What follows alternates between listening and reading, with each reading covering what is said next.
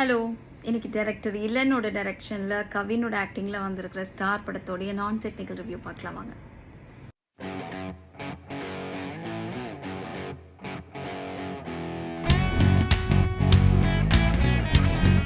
இன்றைக்கி நான் வந்து ஸ்டார் படம் பார்த்தேன். எப்படி இருந்தது அப்படின்னு கேட்டிங்கன்னா நல்லா இருந்துச்சு.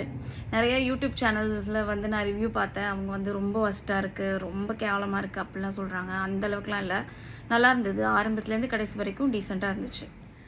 இந்த படத்தோட கதை பற்றி பார்த்தீங்கன்னா, கதை வந்து ஒன்றும் பெருசாக புதுசாக அவங்க வந்து யோசிச்சுலாம் பண்ணல. ஏற்கனவே நம்ம வந்து பார்த்துருந்த ஸ்டோரிஸ் தான். என்னென்னா, ஒரு ஃபினான்ஷியலி அன்ஸ்டேபிளான ஒரு ஃபேமிலி, எந்த ஒரு சினிமா பேக்ரவுண்டும் இல்லாத ஒரு ஃபேமிலியிலேருந்து ஒரு பையன் சினிமாவில் தன்னோட கனவை நோக்கி பயணம் பண்ணுறான். அதில் வந்து அவன் சக்ஸஸ்ஃபுல்லாக வந்தானா இல்லையா அப்படிங்கிறது தான் கதை. இது வந்து ஏற்கனவே நம்ம முகவரின்னு ஒரு படம் வந்துச்சு, அதுலேயே நம்ம வந்து பார்த்துட்டோம். அதில் வந்து ஹீரோ ஒரு மியூசிக் டைரக்டர் ஆகணும்னு சொல்லிட்டு ட்ரை பண்ணுவார். ஃபேமிலியில் இருக்க எல்லாருமே சப்போர்ட் பண்ணுவாங்க.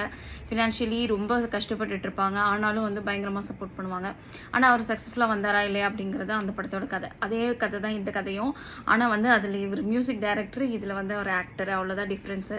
சரி, இது வந்து ஏற்கனவே பார்த்த மாதிரி தானே இருக்குது, அதனால் போய் பார்க்காம இருந்துடலாமா அப்படின்னு கேட்டிங்கன்னா அப்படிலாம் இல்லை. இந்த படம் நல்லா இருக்குது, நீங்கள் போய் பார்க்கலாம். அந்த படத்துக்கும் இந்த படத்துக்கும் வேறு எந்த சம்மந்தமுமே இருக்காது. ஸ்டோரி லைன் மட்டும்தான் கொஞ்சம் ஒரே மாதிரி இருக்கும் தவிர மற்றபடி சீன்ஸு நிறைய விஷயங்கள் புதுசாக யோசிச்சு பண்ணியிருக்காங்க. அதனால வந்து இன்ட்ரெஸ்டிங்காக தான் இருந்துச்சு இந்த படம். இதில் வந்து பார்த்தீங்கன்னா, ஆக்டிங்கை பொறுத்த வரைக்கும் கவின் வந்து சூப்பராக நடிச்சிருக்காரு. கவின் வந்து ஆல்ரெடி டாடாவில் வந்து நல்லா நடிச்சிருந்தாரு. அதை விட பயங்கர சூப்பராக இந்த படத்தில் நடிச்சிருக்காரு. நிறைய சீன்ஸ் வந்து அவருக்கு வந்து ஸ்கோர் பண்ணி கொடுக்குற மாதிரி சீன்ஸ் இருந்துச்சு. ரொம்ப சூப்பராக பர்ஃபார்ம் பண்ணியிருக்காரு. ஹீரோயின்ஸ் பார்த்தீங்கன்னா 2 ஹீரோயின்ஸ் இருக்காங்க. 2 பேருமே வந்து பெருசாக மனசில் நிற்கல. அதுவும் மொதல் ஹீரோயின் வந்து ஃபர்ஸ்ட் ஆஃப் ஃபுல்லாக வராங்க. செகண்ட் ஹீரோயின் வந்து சுத்தமாக மனசில் நிற்கல. அவங்க ஹீரோயின்கிறதே எனக்கு வந்து கடைசி வரைக்கும் அவங்க தான் ஹீரோயினான்ற ஒரு யோசனையிலேயே நான் வந்து அந்த படத்தை பார்த்துட்டு இருந்தேன். அந்த மாதிரி இருந்துச்சு.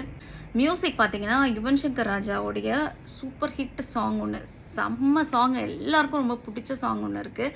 அதை வந்து இந்த படத்தில் ரீயூஸ் பண்ணியிருக்காங்க. அந்த சாங் வந்து ஏற்கனவே பார்த்தீங்கன்னா ஒரு படத்தில் வந்துச்சு, ஆனால் அதுக்கு விஷுவல்ஸ்லாம் இருக்காது. இந்த படத்தில் அதுக்காக ஒரு விஷுவல்ஸ் கிரியேட் பண்ணி சூப்பராக பண்ணியிருக்காங்க. அந்த சாங்க்கு வந்து நிறைய ஃபேன்ஸ் இருக்காங்க. ஸோ அவங்க எல்லாருக்குமே இது வந்து ரொம்ப பிடிச்ச ஒரு விஷயமா இருக்கும். மற்றபடி யுவன் சங்கர் ராஜா சாரோடைய மியூசிக்கில் வந்திருக்கிற சாங்ஸ், அதாவது இந்த படத்தில் இருக்கிற சாங்ஸ் எதுவுமே வந்து மனசுலேயே நிற்கலை. அந்த மாதிரி தான் வந்து சாங்ஸ் எல்லாம் போயிட்டுருக்கு. இந்த படத்தில் வந்து ஒரு கேரக்டர் காட்டுவாங்க, ஒரு பாட்டி, ஒரு ஹீரோவோட பாட்டி கேரக்டர். அந்த ஃபேஸை வந்து கடைசி வரைக்கும் காட்ட மாட்டாங்க, ஆனால் காட்டாமலே மனசில் நடிச்ச அந்த கேரக்டர்.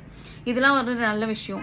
ஆனால் சில இடங்களில் வந்து குறைகள் இருக்குது. என்ன குறை அப்படின்னா, படம் ஃபுல்லாக அவர் லவ் தான் பண்ணிகிட்டு இருக்காரு. திடீர்னு தான் அவருக்கு ஞாபகம் வருது ஒரு ஆக்டர் ஆகணும் அப்படின்ட்டு. உடனே போய் ஒரு ஆக்டிங்காக ஏதாவது ஒன்று பண்ணுறாரு. அதுக்கப்புறம் திருப்பி லவ் பண்ணுறாரு. திரும்ப வந்து அவருக்கு ஏதாவது ஒரு பிரச்சனை வருது, உடனே வந்து ஆக்டிங் பண்ண போகிறேன் அப்படிங்கிறாரு. கடைசியில் ஆக்டர் ஆகிட்டார். ஆக்சுவலாக நம்ம வந்து இந்த படத்தில் என்ன எக்ஸ்பெக்ட் பண்ணுவோம் அப்படின்னா, ஒரு ரொம்ப இன்டென்ஸாக இருக்கணும். அதாவது ஒருத்தர் ஆக்ட் பண்ண போகிறாரு அப்படின்னா அவர் எவ்வளோ கஷ்டங்களை வந்து அனுபவிப்பார்.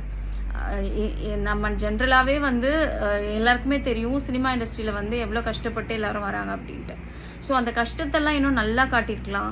நிறைய அவமானங்கள் படுவாங்க, நிறைய அசிங்கப்படுவாங்க, நிறைய கஷ்டப்படுவாங்க. அது எல்லாத்தையும் காட்டினா தான் அவங்க கடைசியில் அச்சீவ் பண்ணும்போது அப்பாடா ஜெயிச்சிட்டாண்டா அப்படின்ற மாதிரி நமக்கு ஒரு ஃபீலிங் வரும். அந்த மாதிரி எதுவுமே வரல. இவர் வந்து படம் ஃபுல்லாக லவ் தான் பண்ணுவார். ஃபர்ஸ்ட் ஹாஃபில் ஒரு பொண்ணை லவ் பண்ணுவார், செகண்ட் ஹாஃபில் ஒரு பொண்ணை லவ் பண்ணுவார். ஸோ இப்படி ஒரு லவ் பண்ணிட்டு இருக்கும்போது இவர் வந்து இவ்வளோ கஷ்டப்படுறாரு அப்படிங்கிறது ரெஜிஸ்ட்ரே ஆகாமல் போயிடுச்சு. சரி, இதனால வந்து இந்த படம் நல்லா இல்லையா அப்படின்னா அப்படிலாம் கிடையாது. படமாக வந்து ஓகே, லவ் எல்லாமே நல்லா இருக்கு, அதெல்லாம் இன்ட்ரெஸ்டிங்காக தான் பண்ணியிருக்காங்க. பட் இந்த ஸ்டோரிக்கு இந்த மாதிரி ஒரு விஷயம் இருந்திருந்தா இன்னும் நல்லா இருந்திருக்கும் அப்படின்ற மாதிரி ஒரு ஃபீலிங் வந்துச்சு. மற்றபடி கிளைமேக்ஸ் வந்து ரொம்ப சூப்பராக இருந்தது. இதில் இன்னொரு இன்ட்ரெஸ்டிங்கான விஷயம் என்னென்னா, ஒரு முக்கியமான டைரக்டர் இந்த படத்தில் கேமியோ பண்ணியிருக்காரு. அதுவும் வந்து இன்ட்ரெஸ்டிங்காக இருந்துச்சு. ஸோ 2 வந்து சர்ப்ரைஸ் பேக்கேஜஸ். ஒன்று வந்து யுவன் சங்கர் ராஜாவுடைய அந்த பழைய சாங் ஒன்று போட்டிருக்காங்க. இன்னொன்று வந்து இந்த படத்தில் ஒரு முக்கியமான டைரக்டர் ஆக்ட் பண்ணியிருக்காங்க. ஸோ இது 2ம் வந்து நல்ல விஷயங்கள். அது இல்லாமல் கவினோட ஆக்டிங் ரொம்ப சூப்பராக இருந்தது. அதுக்கப்புறம் சின்ன சின்ன விஷயங்கள் நிறைய, இந்த பாட்டியோடைய சீன்ஸு, அம்மாவாக நடிச்சிருக்கவங்களும் ரொம்ப நல்லா நடிச்சிருந்தாங்க. அப்பாவாக நடிச்சிருந்த லால் அவர்களும் நல்லா நடிச்சிருந்தாரு. ஸோ அம்மாவுக்கும் அந்த மாமியாருக்கும் வர சின்ன சின்ன விஷயங்கள் அதெல்லாமே ரொம்ப நல்லா இருந்தது. ஸோ இந்த மாதிரி படத்தில் வந்து நிறைய நல்ல நல்ல விஷயங்கள் இருக்குது. ஆனால் வந்து போரும் அடிக்கலை. ஓரளவுக்கு நல்லா டீசெண்டாக தான் படம் போகுது. கிளைமேக்ஸ் வந்து எக்ஸ்ட்ராடினரியாக இருந்துச்சு. ரொம்ப சூப்பராக இருந்தது கவினோட ஆக்டிங். இதுக்காக இந்த படத்தை வந்து நம்ம பார்க்கலாம். நல்லாவே இல்லைன்னு சொல்லவே முடியாது, நல்லா இருக்குது. டெஃபினட்டாக போய் பாருங்கள். நீங்களும் வந்து பார்த்துட்டு உங்களோட கமெண்ட்ஸை வந்து எனக்கு ஷேர் பண்ணுங்கள். பை.